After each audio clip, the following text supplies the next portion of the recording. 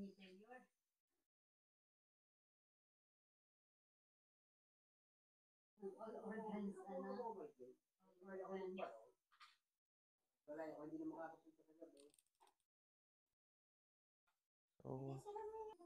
nagre-record. So, nagtry ako mag-shoot dito sa malapit, hindi tumama para tingin ko mataas. Tapos, nung binira ko dun sa malayo, yung ilang distance yun.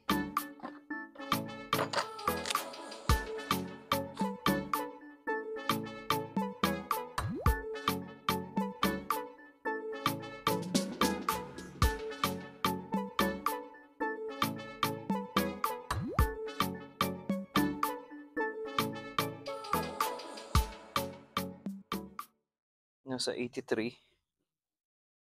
So, 83 siya. Tumatama siya dito sa may gilid ng papel. Susubukan natin dito sa sentro. Group shot lang muna tayo. Kung magkakaigil. Nasa may kaliwa yung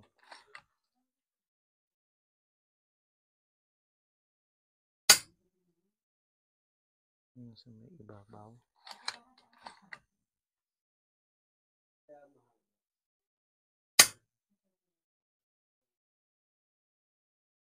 Nandun din sa may ibabaw.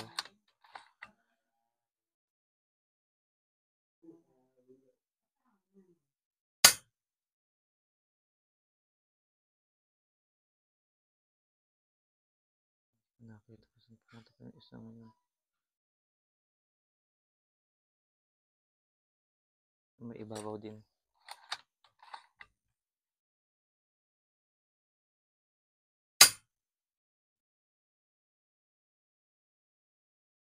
So parang yun ang group niya yun nasa ibabaw at yung una nating tama mukhang napabilis lang talaga ang kalabit ko.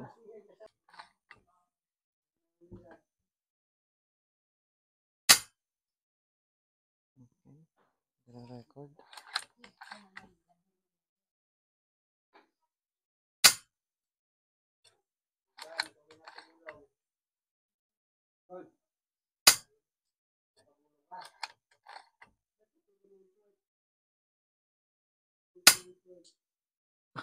Lahat ng group nandun sa may kaliwa.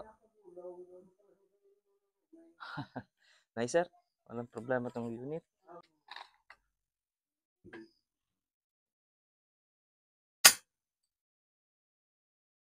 Puro kaliwa ang tama.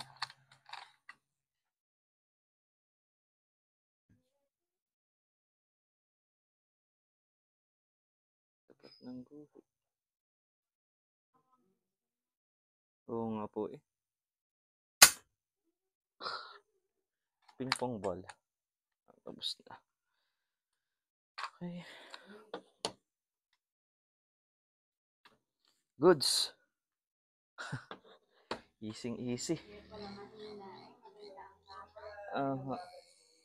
Dahan po natin yung ating tinarget.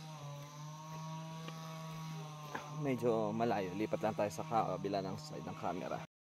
Ayan. So, may setup tayo dito nitong 55 yards something. So, palatandaan natin dyan dito sa may gitnang field na ito. Ito dati yung ating 47 to 48 yards sa puno. So, malayo siya ngayon. So, may setup tayo nito kasi ito sana yung gusto natin testingin. Laging dito. Problema, hindi ko matamaan yung papel na para nakadalawang try ako. 3, hindi ko matamaan. So, sinubukan ko dito sa tapat na to ng daan. And then, pumatak dun sa papel. Accidentally, pumatak dito sa papel na nasa, anong ba to? 84 yards. Yan. Pumatak dito.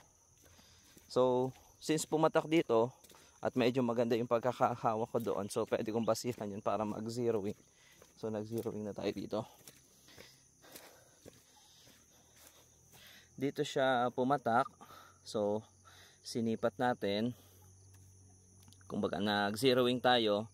Then, ang testingin natin dito, napabilis yung kalabit ko. Ito yung tinamaan.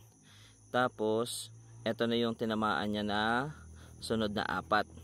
Then ang ginawa ko, nung matamaan na to, dito ko inilagay yung pinaka zero ko. And then nag-testing na ako nito. So base sa itsura niya, ito ay mga luma. Lahat ng bala natin dito pumatak. Okay, dyan sa part na yan. So gaano po ba kaliit yan? So wala pang 1 inch ito kung lahat ay dito pumatak. Ayan. Kung lahat yan ang pinatakan ng bala natin, wala pa yung 1 inch. So wala na ibang tinamaan dito. Ito lang talaga. Now, subukan natin. So ito yung takip ng coke. So kung susukatin natin sa distance na 80, yan lang halos. Ay, yung group niya halos dito lang sa tapat na to ng coke. So ganyan lang kaliit yung groupings niya sa distance natin na 84 yards. So malayo, tapos ang liit ng grouping. Okay, so yan po. Then sinubukan ko rin to, meron naman tama. Ewan ko kung nasapol ito o kumalog siya kanina nung tinira ko. Hindi ko alam kung sapol yun ba o kung ano lang, may mga butas na kasi, no? So yan po yung distance natin. Yan dun sa bahay. So ito yan.